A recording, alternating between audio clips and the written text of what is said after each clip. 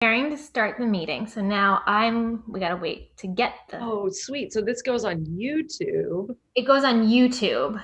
Oh, that's so cool. Um, so I'm gonna get this ready. Okay, so now I have this photo. Still waiting for the thing. Okay.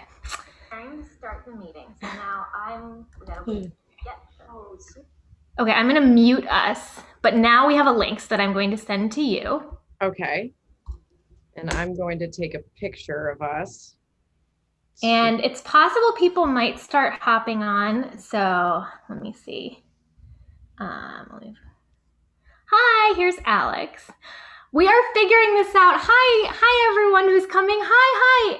You guys are incredible. I haven't even put out this link yet, but we're hanging. This is Abby. We'll do an official introduction in a moment. We're just preparing. We're just trying to figure out how to post things, and we're It's just the behind I'm the an scenes old millennial. I'm an old millennial, so I don't know how to do things. Is there such thing as a young millennial anymore? Oh, definitely. Don't you think Really? there's like a cusp of like before the or like after the Gen Z? It's like you're kind of a Gen Z or a millennial. I'm like kind of Gen X, kind of millennial. Like I'm like on the border.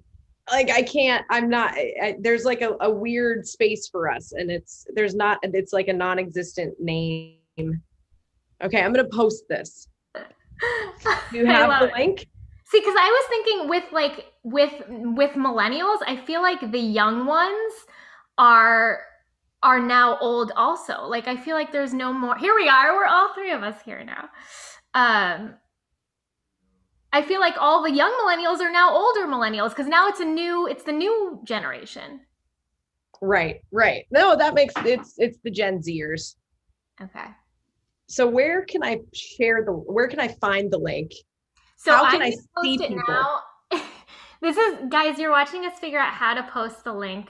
Where are you? Where are you people? Yeah, where is everyone? But Jamie Lynn, where are you seeing people come in? Oh, so I'm looking at comments that are on YouTube. So if you go, Mm-mm. you can see people. You go to the link on YouTube and then mute us. Is this fun watching us flander, guys? Okay. If I click on YouTube on the top, view stream on YouTube. Cool. Here we go. Okay. Yeah, where is everyone? Ooh, there's a delay. Yeah, there's a delay. Seeing people come in. Okay, you'll mute us. Okay, I'm gonna mute that. Yeah. Oh, Okay. cool. I can see the chat now. Okay. Hi. Hi, everybody. This I don't is know so who Abby is, but they look cool. Thank you, Cobble Hill. So let me just do a brief introduction. So this is my wonderful friend Abby, and she and I met during Rogue Artists Ensemble, a theater company that I have done shows with here in Los Angeles. Abby was playing in the band of the show, banjo, right?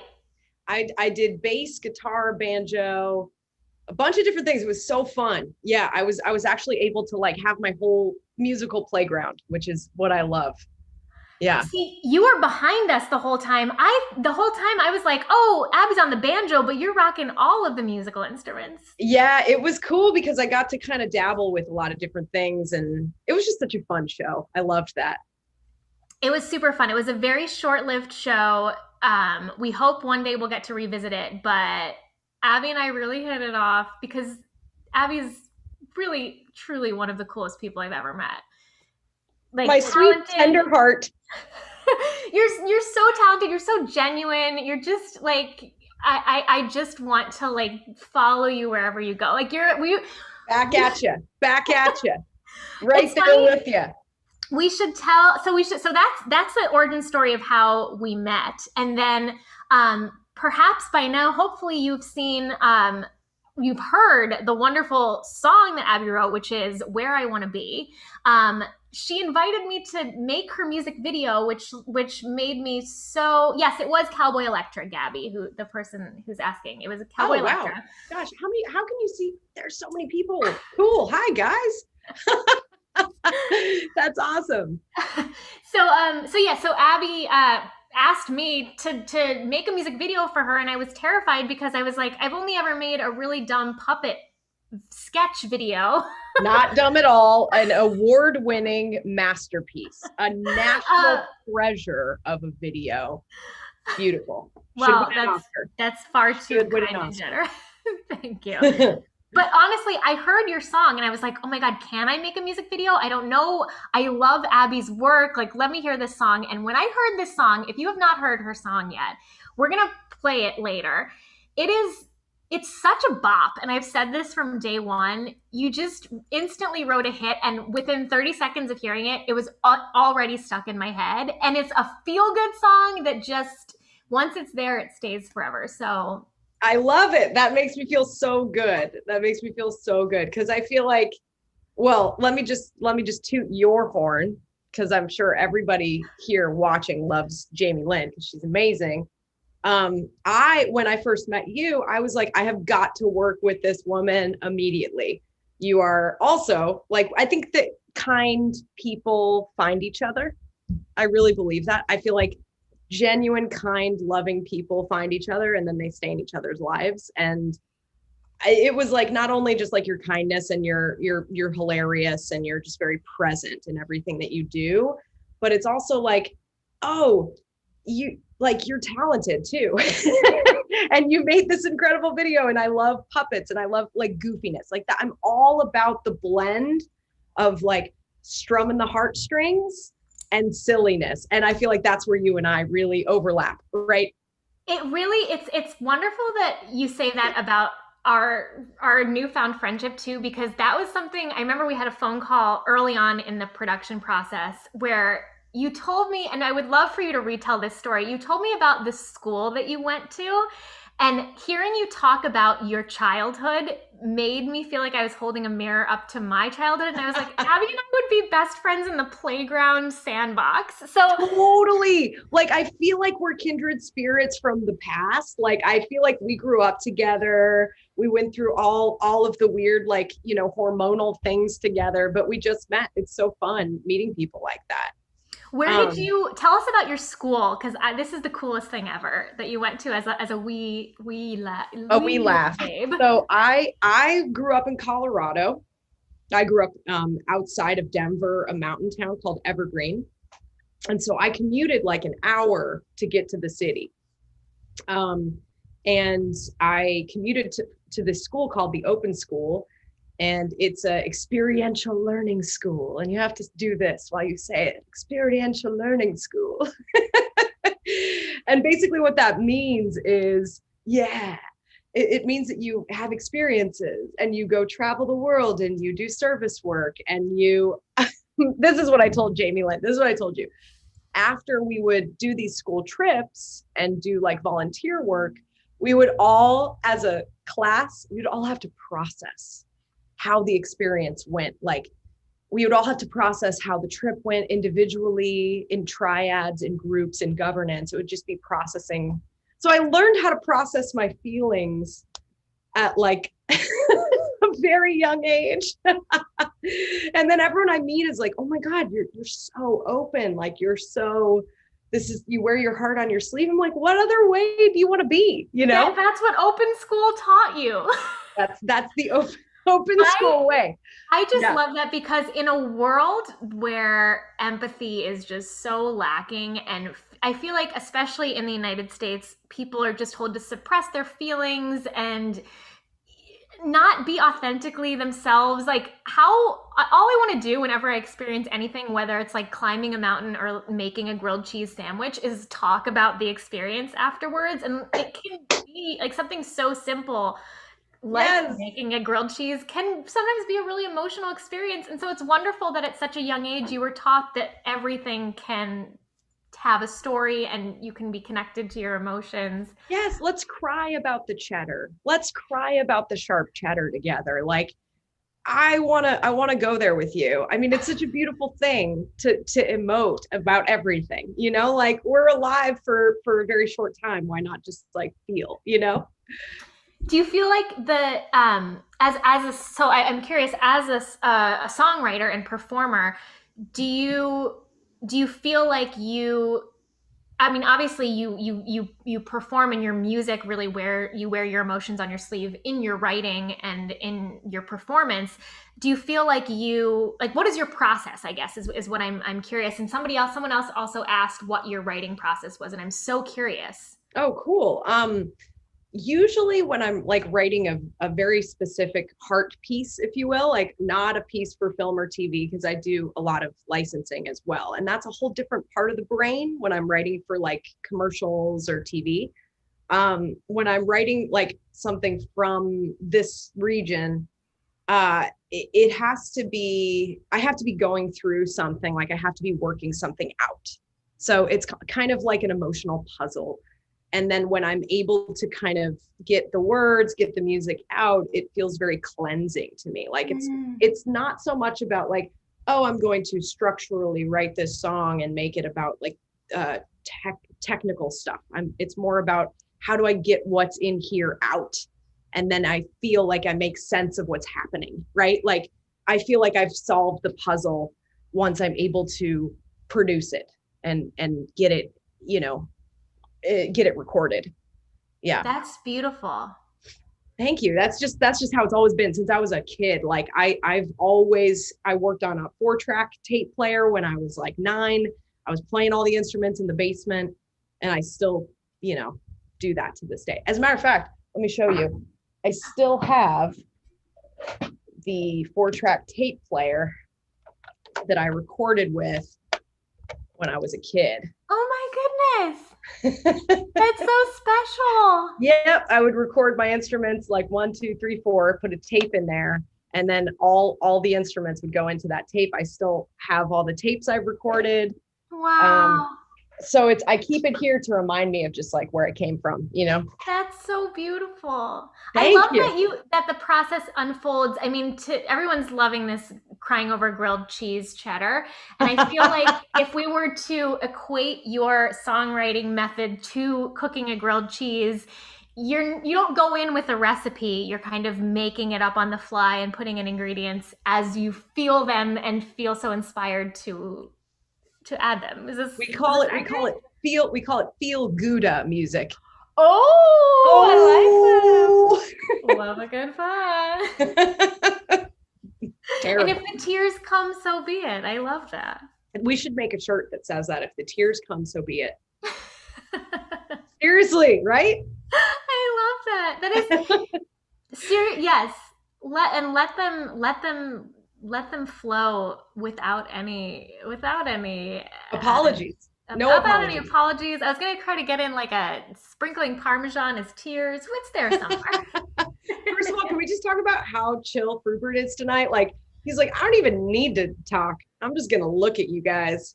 Ever since he starred in this music video of yours, he has had a bit of a complex. And he, I respect it. He made it to the big time, and now he just walks around the house with his sunglasses on all the time. It's not so much that he walks around the house, he more sits around the house with his sunglasses on all the time. Doesn't say a word. We got to keep him humble. Like we got to keep him humble because we can't let Frupert get a big head. I mean, I know that he's going like Frupert, we know you're going places. Okay. We know you got Leo on speed dial, but like, chill, buddy, chill. He's somebody who could really learn to access his feelings and emotions on his own a little bit more. He usually needs my help in order to do that, but he's a little bit more shut down. He is indeed a diva. Yes, Alyssa. But I think I could also learn from him too, because I think I could take some of those chill vibes and use them a bit in my life as well. Oh, we could all use some chill vibes in our lives. I want to find out about everybody that's watching right now. Like, where's everybody from, and how does everybody know Jamie Lynn? And let's just all do a chime in of where everyone's coming from and what your favorite cheese is. Yeah, because that's my favorite food. Actually, me and my girlfriend, that was like our first question, like, what's your favorite food? And we both were like, cheese. And you're like, instantly. We're meant to be. I love that. What? So I'm copying the link right now. I'm still trying to figure out how all this works with YouTube Live. This is so fun. Guys. Oh, we got a Minnesota mozzarella. We got an alliteration from Savannah. Minnesota mozzarella. I love that. Nira says she's from India and mozzarella. Wow, you're in India. Oh my gosh. It's the future there, I think. Yeah, ahead, right? Yes, I think you're in the future. India mozzarella, God. Canada, what's your favorite cheese? Cobble Hill. Sharp cheddar cheese is the best. Alyssa's in New York State. We need cheeses. We need where you're from and cheeses, people. Where are you from and cheeses? Okay. NYC lactose intolerant in Canada. That's my favorite thing ever because Canadians, you guys are tender. String cheese, Baltimore and string cheese, Anaheim and Parmesan, Singapore and the cheese on pizza. I think that's a mozzarella and maybe like a Romano mixed. That's amazing. Ooh, Jersey, love me some Gruyere. Lactose intolerant Canadian. Isn't that funny? Oh, I'm just posting live now on Instagram. Link in bio. I'm learning, guys. I'm learning. Wow, this is a group that loves mozzarella. I'm for that. I love mozzarella. Who doesn't love mozzarella? My favorite cheese is an aged Gouda. Yeah, I love an aged Gouda. Oh man. Okay. When you say aged, do you mean like it's aged when you buy it or you let it age in your refrigerator? No. And then it just tastes better. Do you mean you just kind of let it sit out for a bit? No, it's aged when you buy it. I don't know how to age cheeses properly. Yeah, I mean, if I knew how to like really, I don't know how people do it. How do people age cheeses? I say this because I once made a mistake with my now husband. We bought a beautiful wheel of, I believe it was brie, and we accidentally left it out overnight, and we were so excited about it. Preface, we were in Africa, so it was really hard to get brie, and so that's why like this all of a sudden this brie had so much more weight in our conscience because we were like, you can't get brie, it's hard to get brie. So we were really sad that we forgot to refrigerate it. And then upon researching, we found out that it was going to be okay to eat it even though it hadn't been refrigerated because technically it had aged overnight. Oh, that's okay. I see. I lived to talk about it, so obviously it wasn't deadly. You're okay. You made it. You're okay. You know who loves cheese is this guy right here. Harvey. He ate my entire Gouda that I had with the rind. He ate the rind. And it came out twizzled up in his poop the next day, the rind. Doesn't it always? It always does. I'm glad it ended though. Doesn't it always? Yes, can you please introduce us to your furry friend for people who don't Murphy. know? Say hi. Come here. You want to say hi? Murphy's like, nah. This is Murphy. He's like, I'm not a TV dog. What are you trying to do to me? He's like, so actually in Abby's music video, in Where I Want to Be, we used Nori. Right. And I wanted to use Murphy, but it would have been too complicated because we did film this during quarantine. But I really, in my heart, I had moments of really being like, Nori's good, but I really wish we could get some Murphy shots in here. Here's the problem with this guy. He is very challenging on a leash. He's 55 pounds of stubborn, and he will pull me all over town. Like if he wants to do something, it's on him. He wants to go, he'll go. So he looks very small right now, but he's a very strong package of low rider. Like he's super, super stubborn and difficult. So Nori was the right decision. She's definitely compact. You can pack her up and take her places easily. So that works. Let's see. We have a couple questions here. Let's see. Yeah, if you guys have questions as we go, please. We love hearing about your cheeses, and we love answering all of your deepest, darkest questions. Any deep, dark question. I love going deep and dark. Let's see. Oh, we have here. Yeah, Frupert does not. I would say Rupert's favorite cheese. He likes the blue cheese. Oh, he likes blue cheese? Yeah, I don't. Oh, but that's my least favorite. Rupert. I'm with you. I actually, sorry, we're really this whole conversation has really taken a cheesy turn in more ways than one. But I was wondering, like, can you blue any cheese? Like, can you make it blue, like dye it blue, Well, or because blue cheese is moldy cheese, so like, yeah? can any cheese become a blue variation if you just let it mold? I mean, if you, I can only assume that if you want to go to the dark web of cheese, you could let like feta get really bad, and it could very well be mistaken for blue. Like if you just let feta sit out, I can imagine that tasting like a blue cheese. But You know what perhaps I'm it saying? could be poison. I agree. I just, as you're saying this, I'm like, maybe we shouldn't try this because this could be setting people up for stomach aches. Oh, so no, yeah, I'm already feeling like, ooh. Oh, we Someone got some said, questions, Abby. Okay, this is great. Yes, please ask Abby questions because I promise she's way cooler than I am. Juju Dadam, I hope I'm pronouncing that correctly, says, Abby, what is the first jingle slash song you wrote?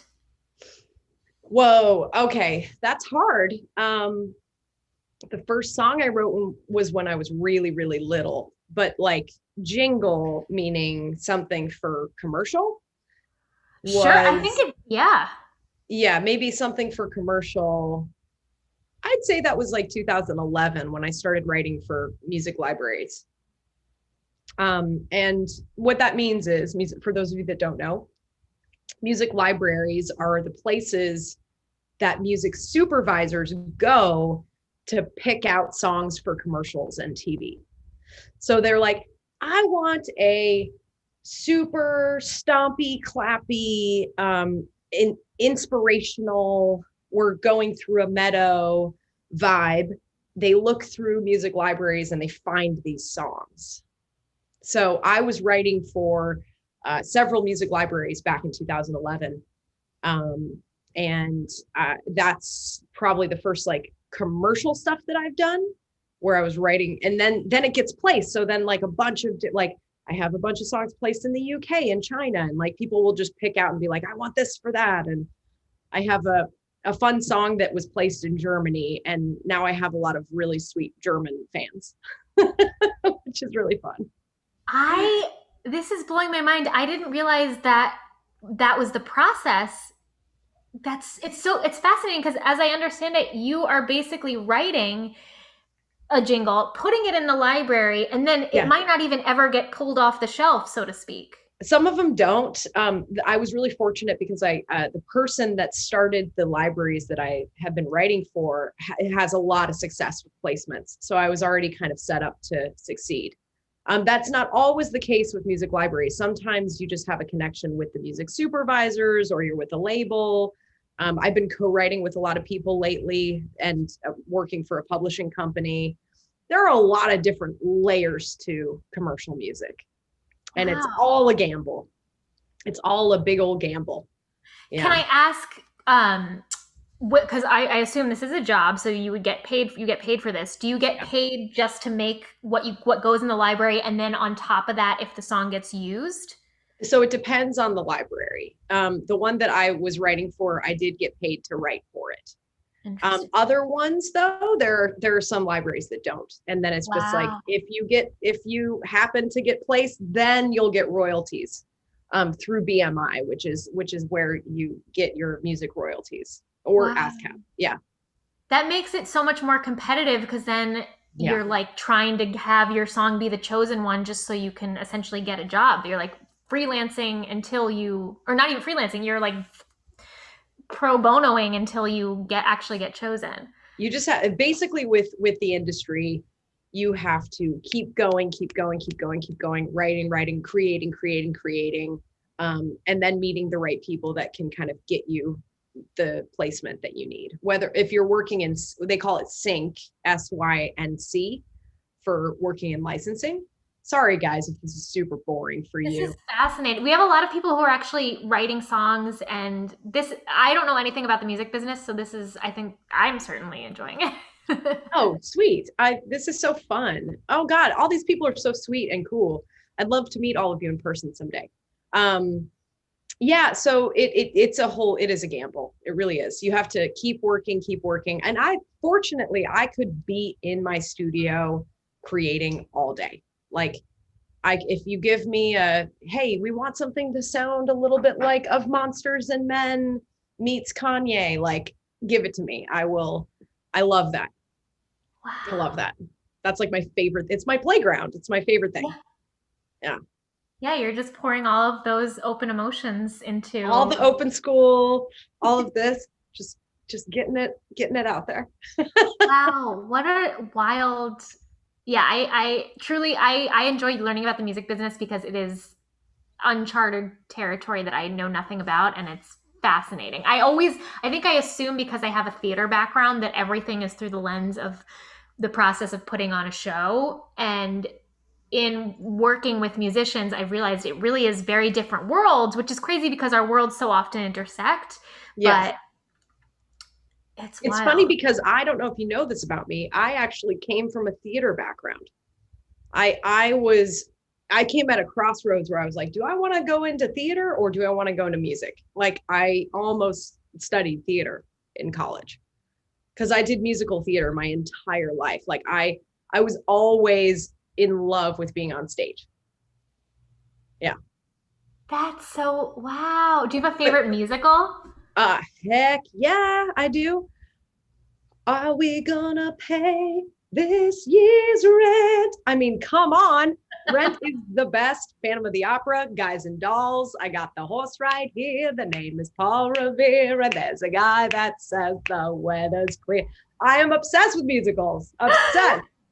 I feel like your next album needs to be a concept album of like classic Rodgers and Hammerstein musicals. But like super emotional folk. Oh my God. Oh my gosh, like a folk version of La Vie Boheme. We can make this happen. Wait, with Rupert. Rupert, I think, should be involved. He'll jump up on the table and dance. All right, are you ready? We're gonna do an emotional, I got the horse right here.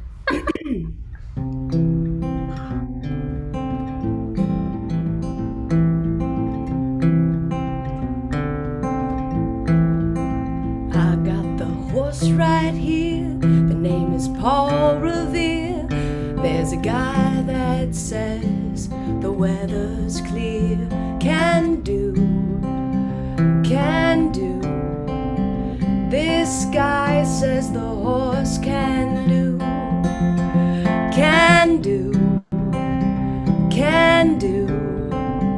This guy says the horse can do. Abby, this is a thing. I think I should do it, right? This is a thing. That tickled so many fancies of mine. Like, oh my God, this needs, like, I would go, because there are folk musicals, but there's no like classical musicals turned folk, and this is a really fun genre. I'm loving this. What are we gonna call it? What are we gonna call it? Yeah, I think Abby did, because she's always been a fan. So welcome to the club, guys. Oh my gosh. I want to find out, okay, what genre would this be? Yeah, can we pimp you into a musical theater folk song? All right. Like, what would it be? Oh, sure. Like, we could, would it be? Also, you have very cool hair, says, I just got to count. Cobble Hill says, Abby, you have nice hair, and I agree. Oh, thank you so much.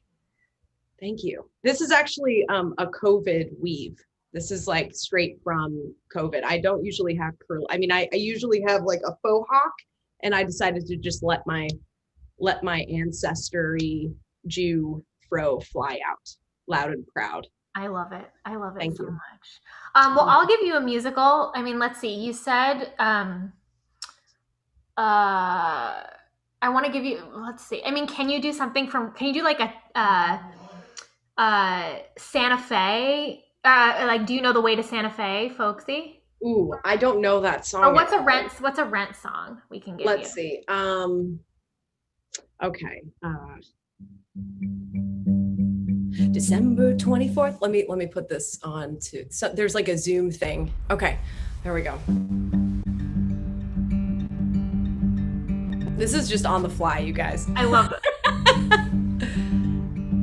December 24th, 9 p.m. Eastern Standard Time. From here on in, I shoot without a script. Instead of my own shit.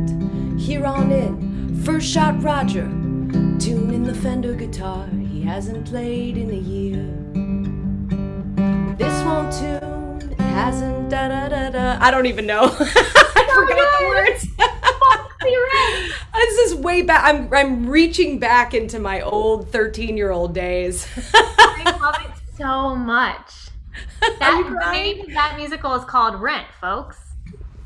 Da, da, da, da. Oh my God, we have to do a La Vie Boheme. Can you do a La Vie Boheme? Oh God, it's been so long. I'm gonna have to listen to it. I am. Let's see. Okay, Will you sing it? Oh my God, see, I'm bad at this. La Vie Boheme. Da, da, da, da, da. Oh wow, I realize I don't know the lyrics to this. I don't either. Let's see. I'll know it if I pull up the lyrics. Or how about 525,600 minutes? Oh Lord, yes. Okay. That's a good one. I realize I'm now outing myself as not knowing how to sing La Vie Boheme. That's sad. Oh well.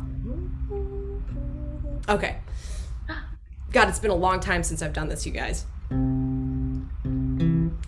525,600 minutes.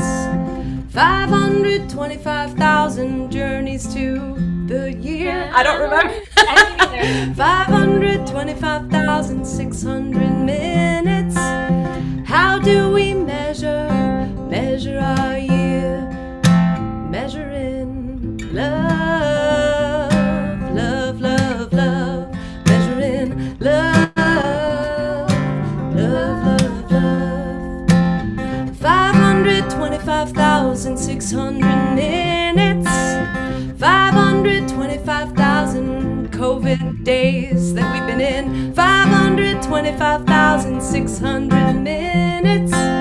When will there be a goddamn vaccine? Measuring love, love, love, love. Measuring love, love, love.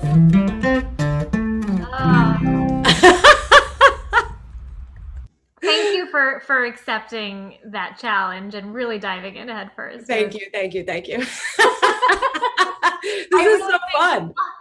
We'll have to have an official meeting to get this your Broadway show off the road. Your folk musical. Think about the best way we can say that, guys. Fusical. Fusical. Music-folk. Words to La Vie Boheme. That's very embarrassing for me. That's okay. You're gonna have to perform for all of us because I've been doing a lot of the performing and I need a break. Okay, let's take a question because hold on, let me check in with the chat because people are loving you, obviously, because you're wonderful. Okay, Frupert, how's he doing? Frupert, be quiet. You're talking really too much. In the mood. You know, he really downed just like a bunch of shots of vodka before this, and he's like in a bit of a catatonic. He was celebratory. He was like, we're going online, and he just he partied a little too hard before this. It's okay. He wanted to pregame before. I like Folksicle.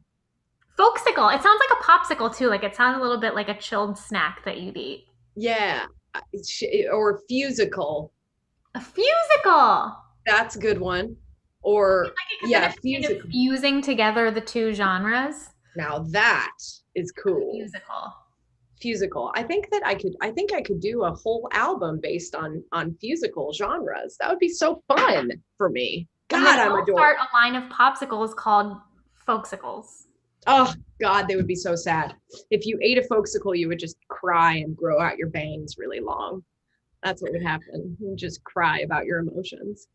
Okay, let's see. Let me take some of the questions that we have here. So yes, if you loved Abby's impromptu Folksicle / Fusicle music, you will love all of the music that Abby makes because your songs are just incredible.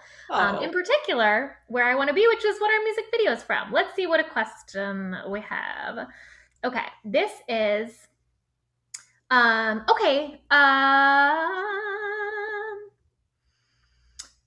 Well, okay, so specifically about the song, so this is from Phil Sock Educar. I don't know how to pronounce this. I'm sorry. They asked, did you have a specific clip or music that inspired you with Where I Want to Be? So specifically speaking to the song Where I Want to Be, what inspired you to write that?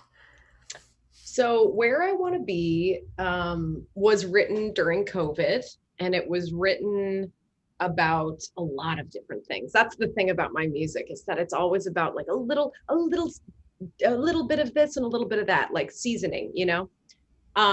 It was mostly written about a lot of fears that like all of our dreams and ambitions and hopes that we all have as artists kind of feel like they're being put on hold right now. You know, like I wanted to go on tour, and I had all of these plans to be on the road and making music and records and traveling, and that stopped. And you know, the touring industry is shut down now, and venues are shut down, and it's really sad. And I was feeling in that moment, I was like, oh, gosh, am I ever gonna like live the life I want, you know? That's one of the lines of the song. And then that got into a deeper existential question of like, am I ever gonna be the person I want to be? Am I ever gonna live in the right place? Am I ever going to, you know, I've been down that spiral. yeah, you go, that's kind of what happened. It was a long spiral of like It's like a butterfly effect almost. Do you get that with like every decision you make, where you go like, if I do this decision, then that's going to affect this, and that, and then my whole life 20 years later is going to be affected by this piece of Gouda that I eat. Yeah, I mean, for me, I'm actually like I'm a doer. So I move really quickly. If I'm like, I'm going to make a decision, I usually go for it without thinking about how it could affect me down the road, which can be a really good thing or a really bad thing. But I think this song was a contemplative piece about like, you know, what do I want my life to look like? Where do I want to be? Where do I want to be in 10 years? Yeah. I love it. I love the journey of it so much. When I first heard it, I think that's what was so amazing is your writing instantly tells a universal story, which is very hard to do in song. Like I feel like so many songs can sometimes be so personal that you feel like an outsider in listening to them, and you go like, oh, I'm listening to someone's personal experience, and because I am a student of open school, I can empathize and understand it, which is wonderful. But your writing, and in particular with this song, when I first heard it, I was like, oh, I know this experience. Like Abby wrote this song for me. And that is such a next level as a songwriter and as a performer, to be able to truly get your audience to not just empathize, but completely relate and be like, oh, I get this. I know why this song was written. And I think it's just such a testament to your open school training, but also just your ability to purely write from your heart. And yeah, I think that's what really resonated with me and made me love the song so much. In addition to the fact that it's just so catchy. Oh, thank you. Just a big old heart right here. Thanks, Genuine. That's very sweet. Yeah, I mean, it's again, it's like when you're an artist, when you like those of you that are out there right now, just keep making things. Just keep making things because it feels good and it's good for the world. It's good for the community. It's good for people around you. Like just keep creating, making things. It doesn't matter if it's like, you know, going to be #1 on the charts or if it's going to be this incredible viral thing, but just like, for the love of God, keep making things. It's a very beautiful gift that we can give each other. Right. Yeah. I agree. I feel like so often I will stop myself from making something because I think too much about the end product and what that is going to look like, and then I stop doing the actual thing on its own. I'm thinking about the result too much, and I completely fall off the rails with the actual art or music or craft that I'm doing. Yeah. And I mean, I think with I mean, even like with Star Kid stuff, I was explain. Abby didn't know anything about what the connection to like what Star Kid was or what that was all about, and I was explaining to her that like I think one of the reasons that Star Kid has been so special is because we didn't go into it looking for the result. We just went in and did the work, and then because we were true to the work and to the process and to just having fun and being authentic, it became something so much bigger than we could have anticipated. So yeah. Which is what an amazing thing. Like, what an amazing thing that you guys, out of a passion project and out of something that you're like, this is going to be good. It's going to feel good. It's going to be fun for people. It's going to like bring joy to people. You know, look at how much joy you brought to the world. Look at all these people. Like, it's just so cool. Like, that's why people need to keep making things. Yes. And someone just said, they turned 14 yesterday and they wrote a bad song. First of all, there is no such thing as a bad song. Second of all, happy birthday. Keep writing. Happy birthday. Keep writing. Keep happy writing. Birthday, keep writing. Yeah, no, there are truly no bad songs. And like all of the songs and everything that you make, I feel like is just another step in a ladder that's going to bring you to something that you eventually do love and are proud of. And so it's all part of the journey. And I think, yeah, you shouldn't ever critique your work. No, just keep making. There's no such thing as a bad song. There's just a symphony of sounds and love.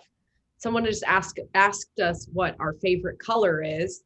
Mine is Frupert. That's my favorite color.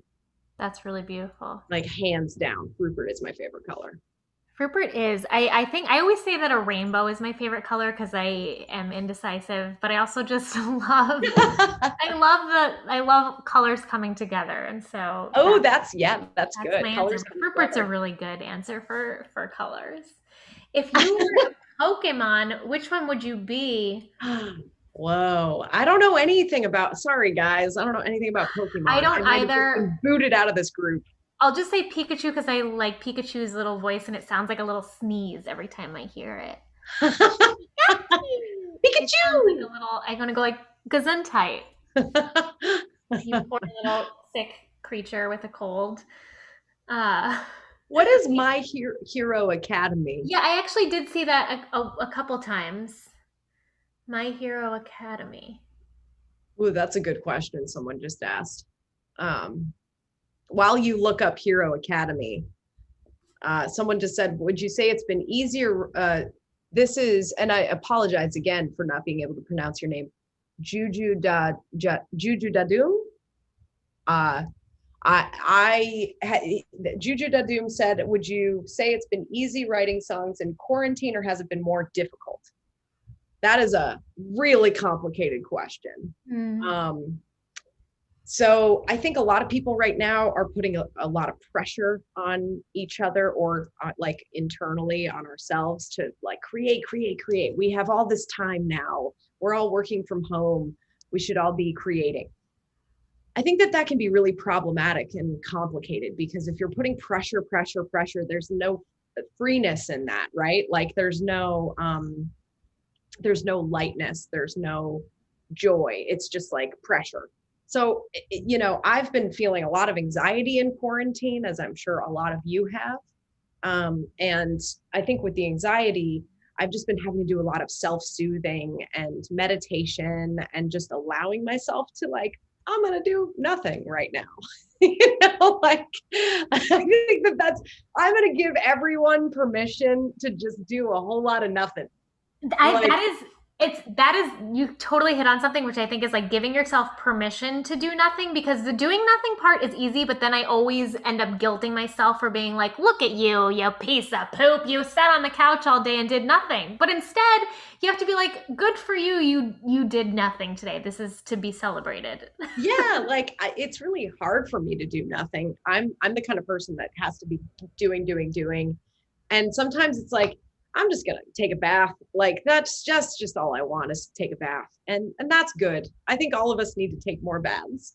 But to answer your question, I have been writing in quarantine, but I've been co-writing on Zoom with amazing songwriters from all over the US. And I've been doing like songwriting sessions with amazing people, and we've been working on, licensing music. So that's what I've been focusing on lately.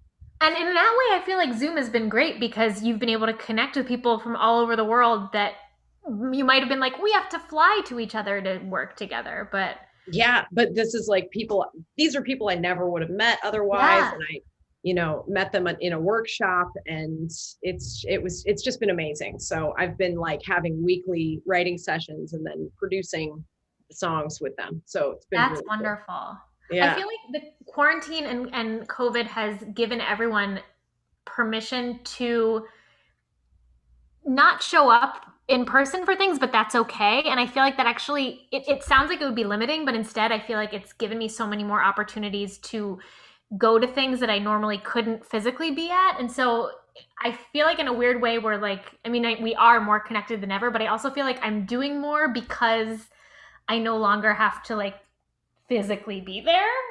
So it's like that much closer than being able to download our consciousness onto the internet.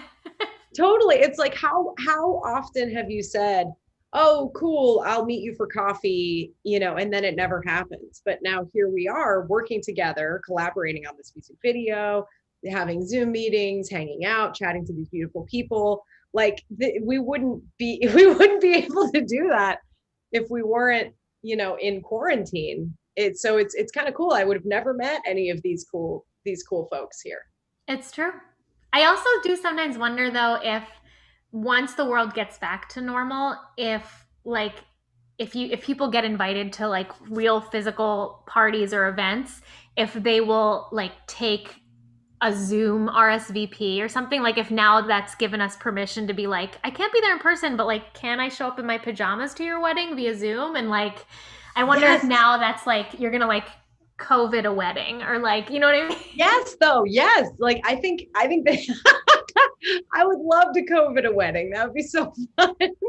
Like after we have a vaccine, when like it's normal to be out in public again, be like, I don't feel like changing out of my pajamas today, so I'm just going to Zoom in. Can I COVID my own wedding? Like if I ever get married, can I be like, oh God, I just want to Zoom in. I can't do this. No, but I was talking to some venue owners recently, and they were like, I think that we're just going to live stream all the shows at the venues, even after there's a vaccine. Like, so people in, Milwaukee can tune in. Or there you go, Milwaukee, and with their mozzarella, they'll tune in. Yeah, Milwaukee loves the cheese. They love the cheese. Let's see. Oh, we have somebody whose mom and stepdad had a Zoom wedding. That's exciting. Oh, that's cool. Congrats to them. I wonder if were you at their wedding in person, or were you Zoomed in?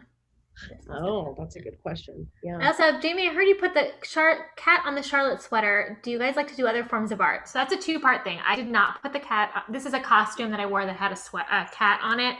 I did not put the cat on the sweater. June, our costume designer, did.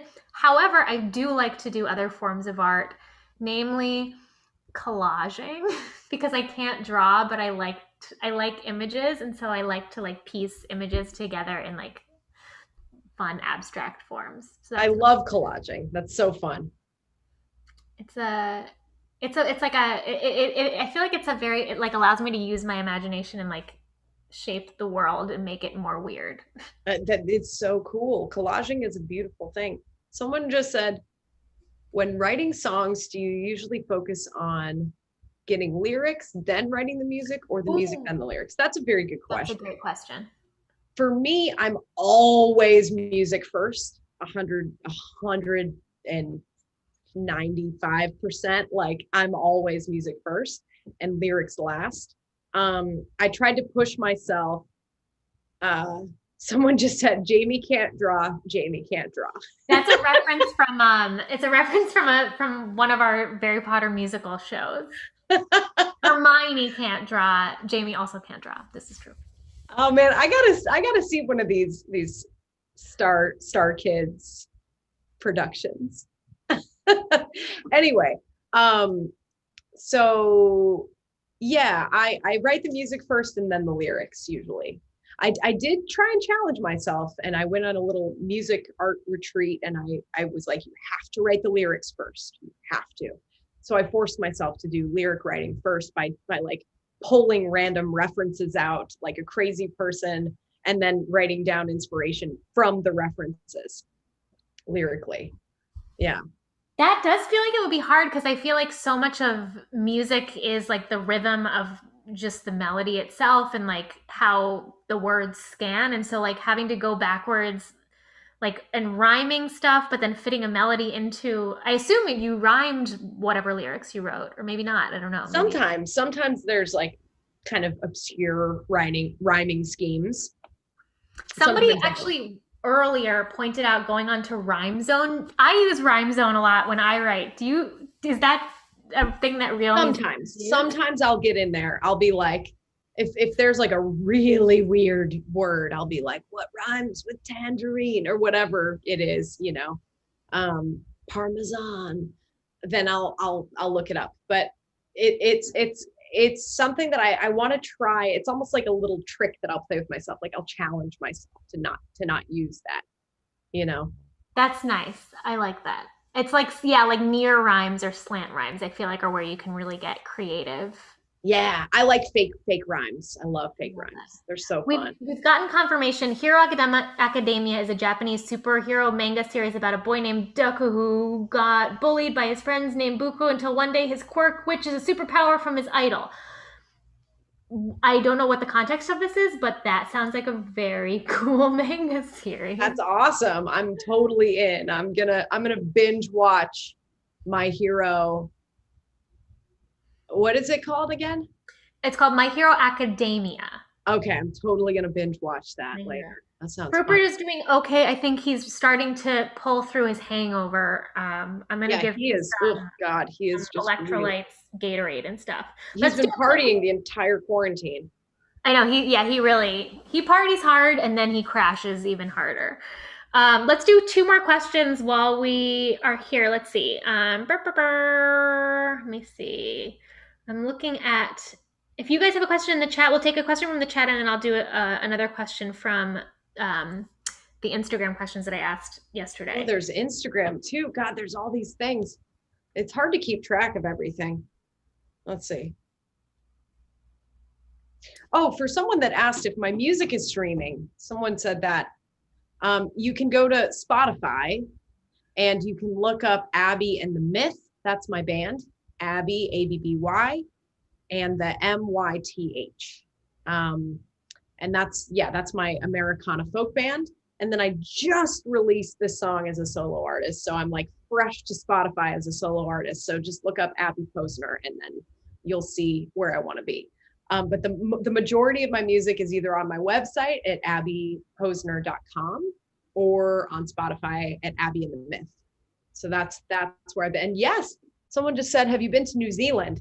Yes, I have. I love New Zealand. It's beautiful. I love it. I would actually move there in a heartbeat, for sure. Did you go on the Lord of the Rings tour? I didn't go on the Lord of the Rings tour. I was just traveling with my best friend and we just went to the South and the North Island. We just traveled by bus. It was so fun. Wow. I feel like I'm not the first person to like give into like, oh, New Zealand, Lord of the Rings, The Hobbit. And like, I feel like that's not doing New Zealand justice. Like they are so much more than that. Yeah. I mean, it's an amazing place. It's so beautiful. There's so much going on. It's beautiful city, beautiful country. Oh, someone just asked if we should do a podcast.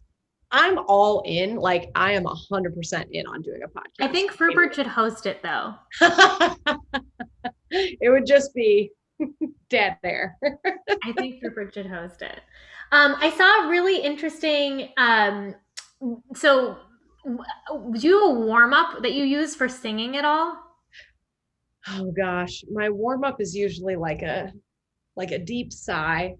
Like emotionally and physically, that's a great warm-up. Yeah, I don't do a lot of vocal, like I have friends that are like, you know, hardcore vocal warm-up people.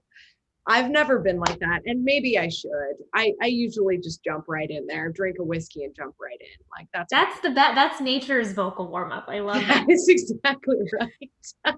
There's a really interesting question here. I saw.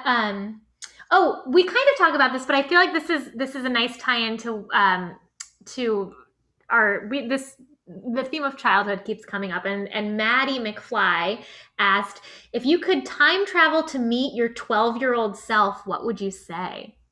Ooh, first of all, Maddie McFly, awesome name. Let's see. Time traveling back to my 12-year-old self. What would I say? I would say, you got this, little friend. You're gonna be okay.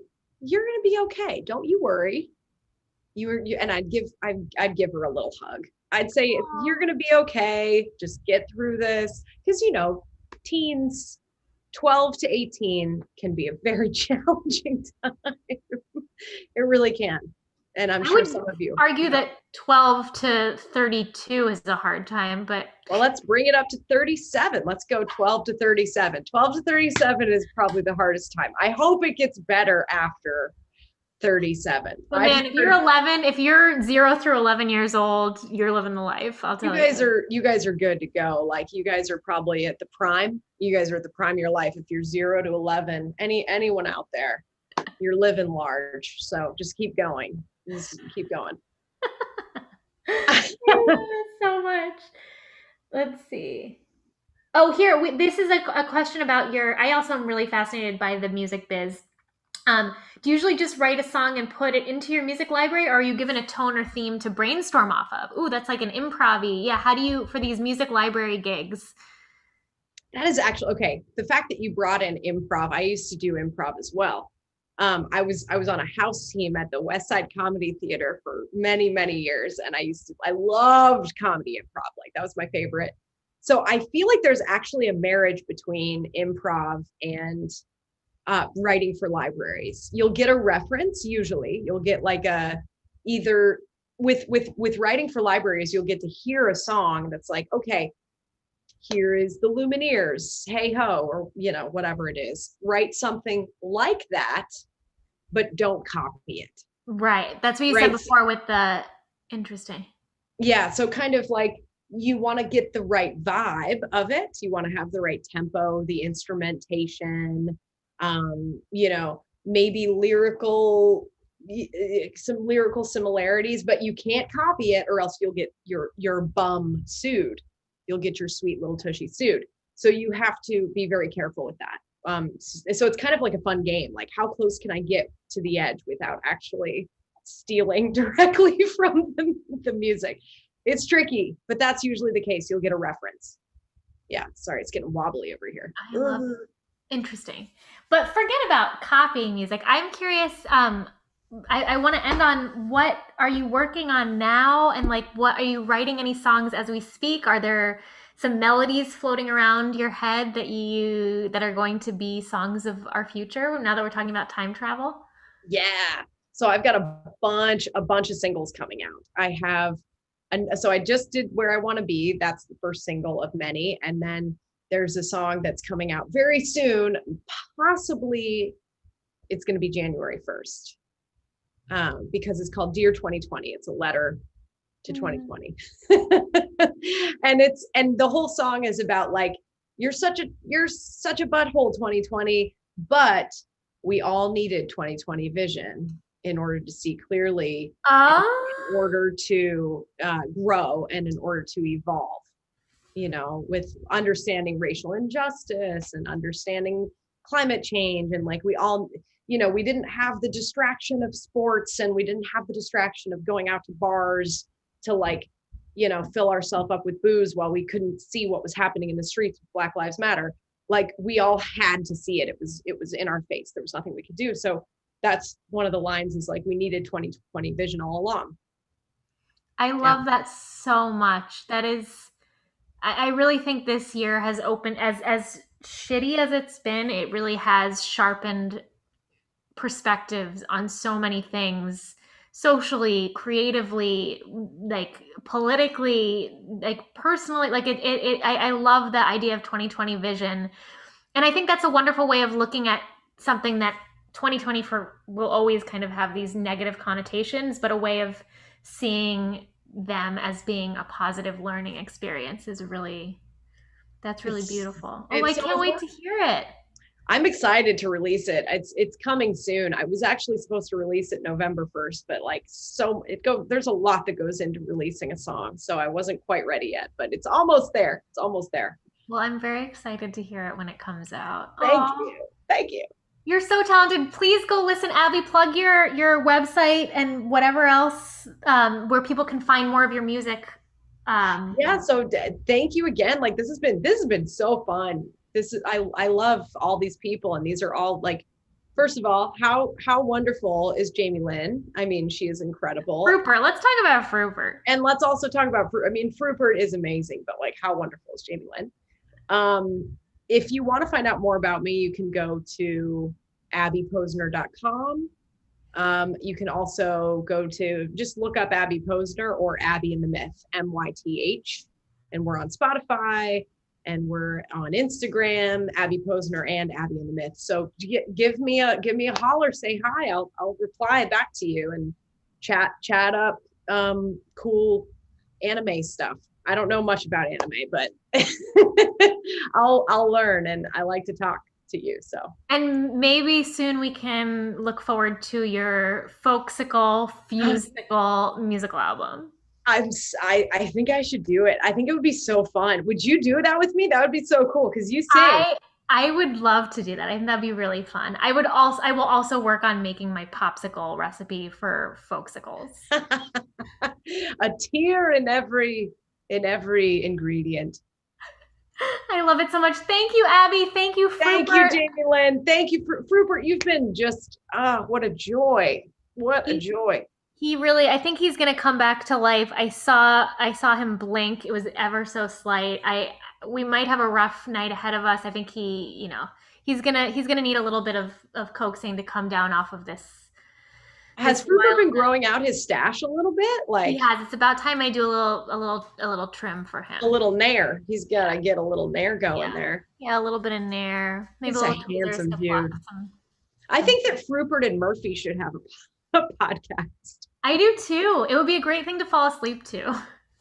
Just like divas. Look at them. Oh, just life is hard. Such divas. Thank you everyone so much. You're all so wonderful. And yeah, go visit your 12-year-old selves and give them hugs. Give them a hug. Just tell them you love them and just be kind to yourself.